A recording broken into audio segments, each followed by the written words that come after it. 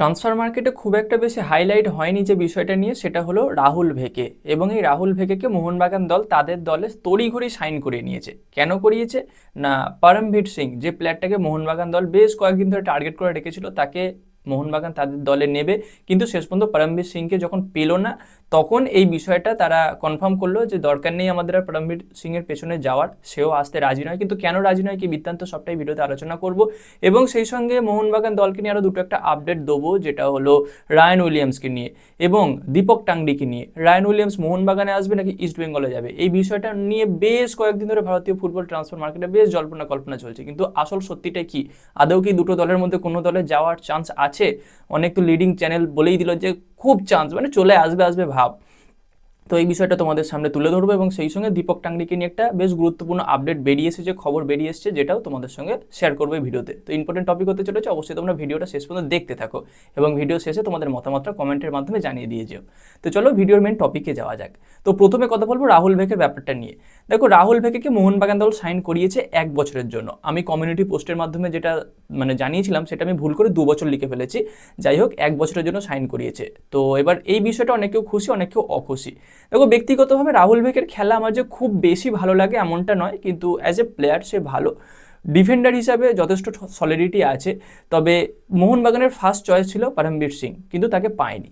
তার না পাওয়ার কারণ হচ্ছে পরমবীর সিং নিজে আসতে চায়নি। কেননা পরমবীর ভালোভাবে জানে যে যদি মোহনবাগান দলে আসে তাহলে কিন্তু সে গেম টাইম পাবে না। কারণ গেম টাইম যদি না পায়, এই কোয়ালিটির একটা ডিফেন্ডার সম্পূর্ণভাবে নষ্ট হয়ে যাবে। সম্পূর্ণভাবে একটা ভালো ট্যালেন্ট কিন্তু আমরা চোখের সামনে নষ্ট হতে দেখবো।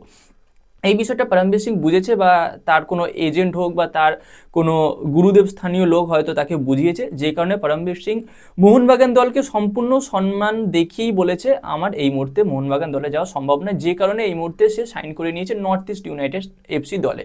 এবং সে ভালোভাবেই জানে যে সেখানে সে নিয়মিত সুযোগ পাবে। এবার যদি আরও 3-4 বছর পরে আসে, নর্থ ইস্টে সাইন করিয়েছে 3 বছরের জন্য, এবার আগামী 3 বছর পর যদি সে আবার মোহনবাগান দলে আসে, আরও বেশি সলিডিটি নিয়ে আসবে এবং তখন সে হয়তো নিয়মিতভাবে প্রথম একাদশে সুযোগ পাবে। এটা একটা চান্স আছে, যে কারণে পরমবীর সিং আসেনি। ব্যক্তিগতভাবে আমিও এতে খুশি হয়েছি, যাতে একটা ট্যালেন্ট নষ্ট না হয়। দেখো, মোহনবাগান দল আমারও প্রিয় দল, কিন্তু যখন কোনো একটা ট্যালেন্ট নষ্ট হবে একটা ক্লাবে এসে, সেটা কখনোই চাই না। দীপক টাংরি সম্পূর্ণভাবে সুযোগ পায় না, অভিষেক সূর্যবংশীর মতো প্লেয়ার সুযোগ পাচ্ছে না। তো এটা এই ধরনের প্লেয়ার অন্য যে কোনো দলে থাকলে একদম নিঃসন্দেহে ফার্স্ট 11-এ চান্স পেতে পারত। তো যাই হোক, এই কারণে পরমবীর সিং আসেনি এবং লাস্ট আপডেট এটাই যে পরমবীর যোগদান করেছে নর্থ ইস্ট ইউনাইটেড এফসি দলে।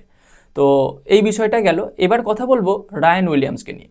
দেখো, বেশ কয়েকদিন ধরে বিশেষ করে প্রথমের দিকে শোনা যাচ্ছিল যে রায়ান উইলিয়ামসকে মোহনবাগান দল তাদের দলে নিতে চলেছে, একেবারে ডিল ডান। অনেককেও দেখলাম, সেই গত দিনও আমি একটা ভিডিওতে বললাম, এআই এর মাধ্যমে এমনভাবে এডিট করে দিচ্ছে, মনে হচ্ছে হয়ে গেল সমস্ত প্লেয়ারকে মোহনবাগান নিয়ে নেবে।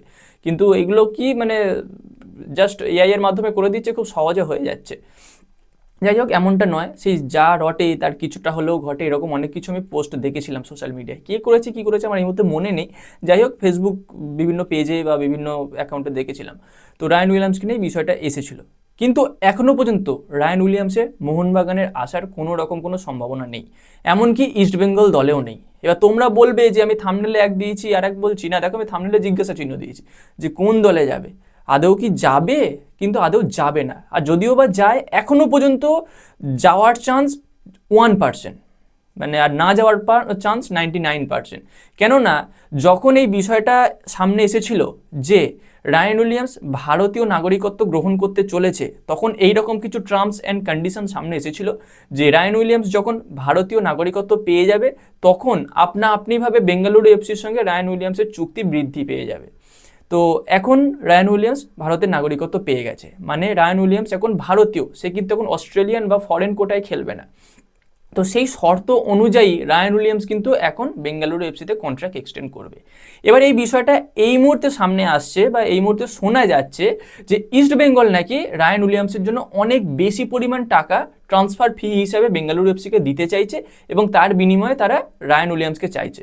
দেখো, তাই যদি হয়, রায়ান উইলিয়ামসকে যদি এত টাকা ট্রান্সফার ফি দিয়ে আনতে চায়, তাহলে তো একটু বেশি ট্রান্সফার ফি দিয়ে বা একটু বেশি টাকা দিয়ে মিগুয়েলকে রেখে দিতে পারতো, একটু বেশি টাকা দিয়ে অস্কারকে রেখে দিতে পারতো। এখনো পর্যন্ত কেভিন সিভিলের শিওর নয় ইস্টবেঙ্গল দলে খেলবে কি না।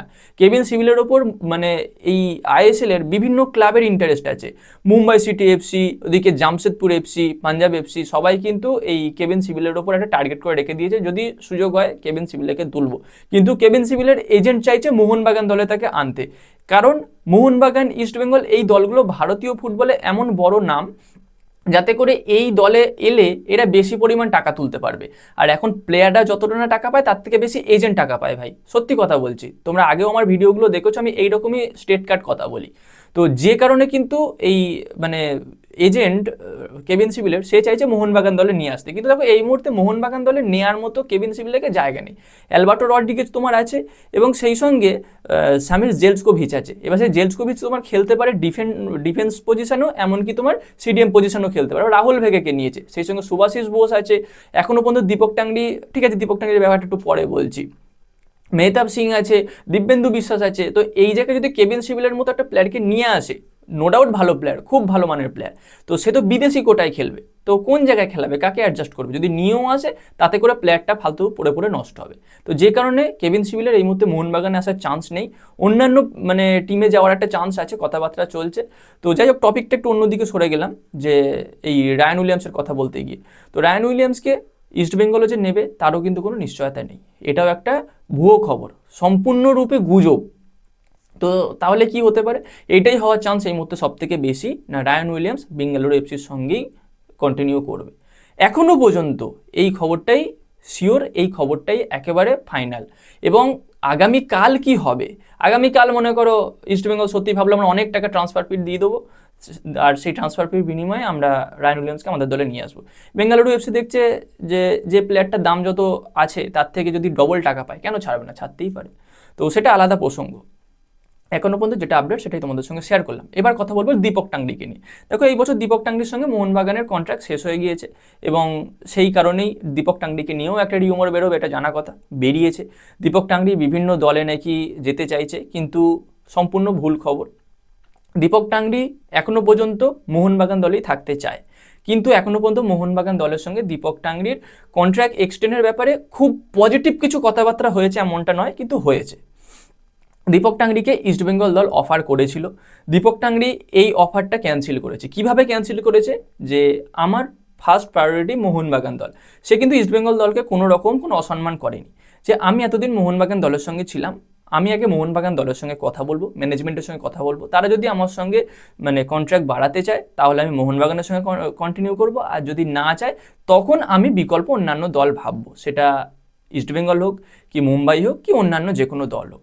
তো একদম পরিষ্কার কথা, এইভাবেই কিন্তু সে ইস্টবেঙ্গলের অফারটাকে বলতে পারো ক্যান্সেল করেছে আপাতত।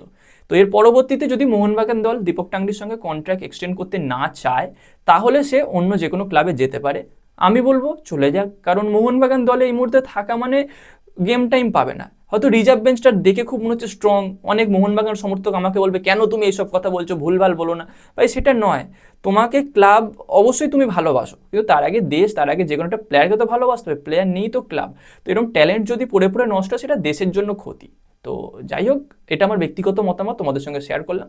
এর পরবর্তীতে আরও আপডেট আসবে, কোচ সংক্রান্ত একটা ভিডিও আলাদা করে আমি বানাচ্ছি, যেখানে মোহনবাগানের কোচ, ইস্ট বেঙ্গলের কোচ, এই সব মিলিয়ে একটা আলোচনা সাপেক্ষে ভিডিও তোমাদের সামনে আনতে চলেছি 2-1 দিনের মধ্যে।